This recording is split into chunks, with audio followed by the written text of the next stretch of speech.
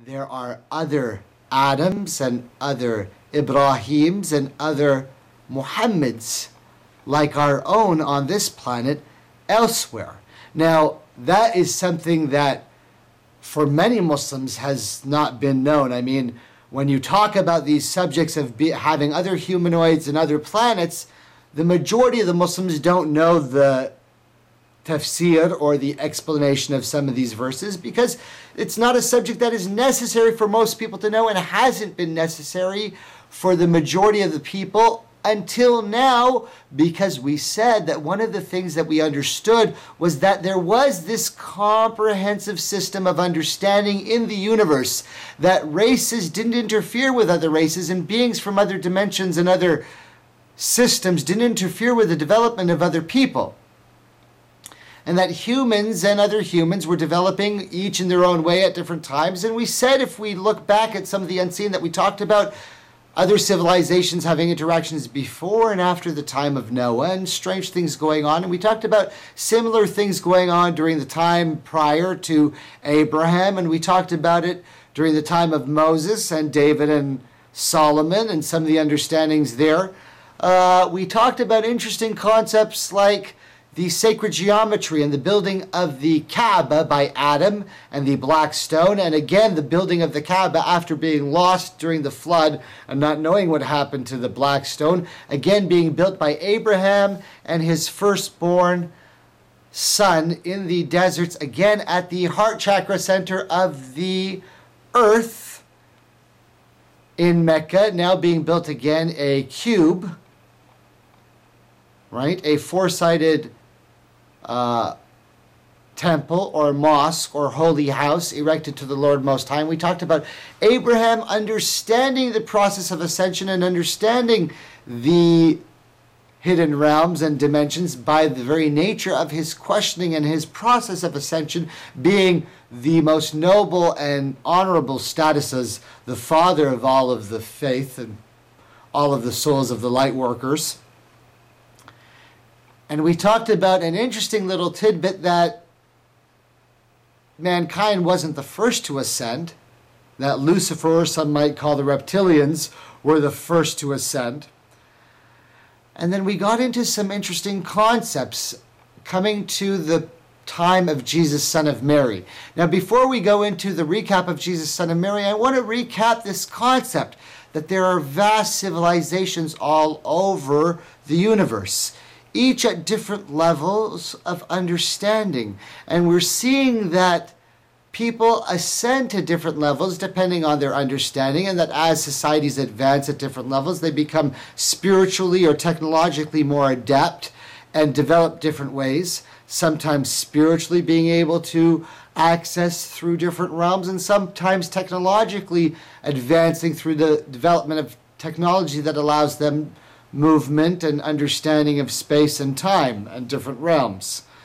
And we're also understanding that in the ascension process, there are levels and cycles of planets that humans and people of faith exist throughout the galaxy and universe, and that out there are cycles of people going on this process of ascension. And one of the things that you're hearing from many of the people in the lightworker community, either channeled or otherwise, is that there are different levels and different cycles, and process of ascension goes on many planets, and many people have their own determined cycles based on their own development, their own pattern. We've been talking about this in generalizations, and we said that one of the larger groups that people talk about is now this concept that as people ascend to higher levels, they start to get organized and get beyond the level of fear and lack, and start to understand that there is abundance and ampleness in the universe. And when they spiritually give up that fear and chaos as a society and grow towards purification of the heart, body, and mind as a society, they get to a point where they can then travel and interact with beings beyond their own dimension or planet. And this is a natural process that happens with most civilizations as the process occurs. And then sometimes planets and civilizations get to an end time catastrophe or destruction if they haven't naturally got to the time of awakening on their own, and people from higher realms help them along in the ascension process, and beings with higher degrees of technology help those who are spiritually advanced, and some of them die and then go through the process of ascension. And this is sometimes done without body, meaning people die in catastrophes and disasters and then are greeted by beings of higher realms and angels of light and different other entities that is going to be made known in public to people very soon. And this process goes on, but something different is happening here, because we said the time of Noah changed the cycle a little bit, and things are happening slightly strangely here. And then we get to this point where the children of Israel, who are the chosen people, are waiting for a Messiah to come from amongst them. And they have been protecting their bloodline, and they are waiting for a chosen one. And the birth of Jesus, son of Mary, occurs. And we went through the important issues of blood and why that is important. And then we talked about the relevance of him being a fully Christed being, a fully lighted being.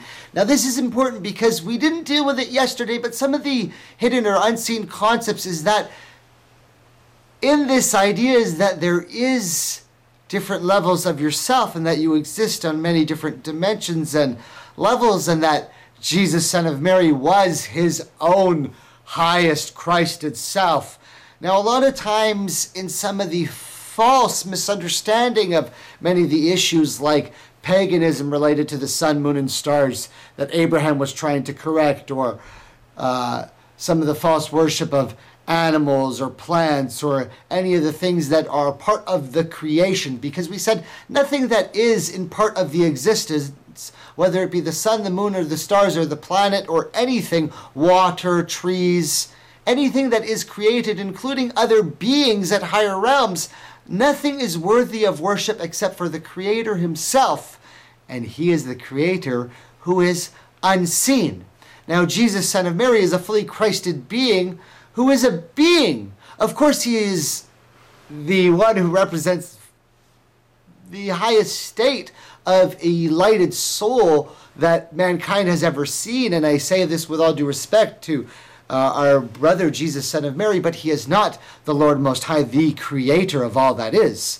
Hallowed be the name of the Lord Most High. And my brother Yeshua will agree wholeheartedly with me that he is not the Creator of himself. How foolish a thought, right? No one is the creator of themselves, right? We have been given a divine spark by the Lord, a soul, that is true, right? And that is one of the miracles of Jesus, peace and blessing be upon him, that he was made by the very word of the Lord. Be and he was. Out of nothingness the Lord made him into the womb of Mother Mary.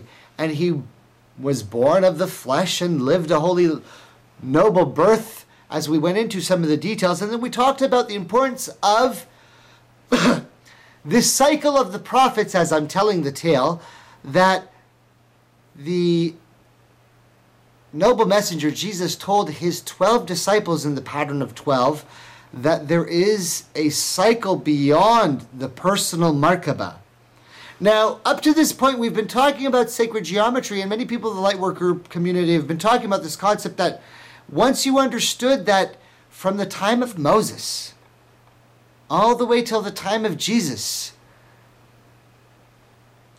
the noble and holy men of the children of Israel have understood the process of ascension and understood some of the concepts of the higher realms, because they have understood the Star of David. It was their symbol for the reason, and the knowledge contained within the holy temple of our brother Solomon or Suleiman gave so much at that time. Now, of course, we know that it later got lost and deceived and corrupted and so forth, as all happens to all communities.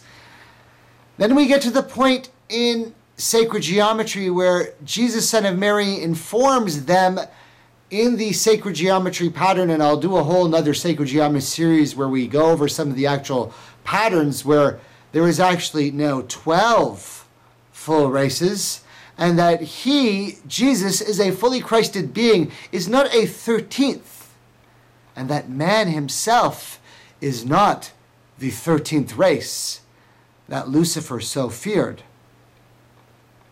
Jesus informs them that we are the one.